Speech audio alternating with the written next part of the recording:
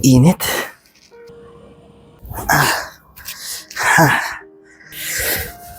Lamig. Oh, asan na? Asan na yung aircon? Asan na yung aircon? Lumipat ba? Welcome sa universe na to. Sabi daw nila ngayong ka darating, kaya feel at home. Sino ka? Ay, sorry. Ako nga pala si Ikaw.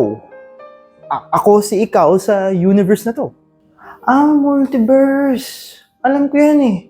Oo, pamilyar ako sa konsepto nun. So ibig sabihin may may purpose. Anong mission? May powers na ba ako? Anong gagawin? Hindi ko pa alam sa ngayon, pero wala pa kasing wala pang instruction. Sinabi lang na darating ka, tapos yun na lang muna. Wala pa, no? Wala pa siguro. Pero ang init eh. Asan na may aircon, no? May aircon ka ba? Meron. Wala. Ano yung aircon? Wala kang aircon? Grabe to.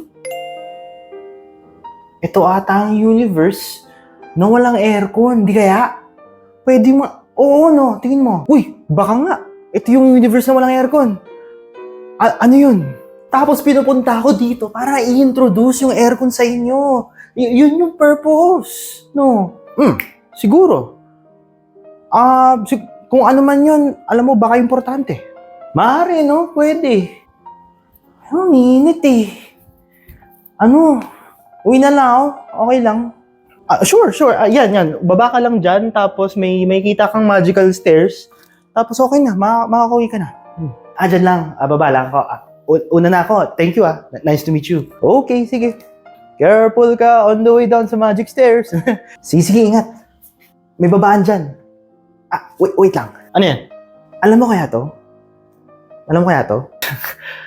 Meron kami niyan. Pizza tawag dyan. Masarap yan, kain lang. Sinubukan Sige, ko na naman. Ano na ako? Sige, ingat Bye-bye.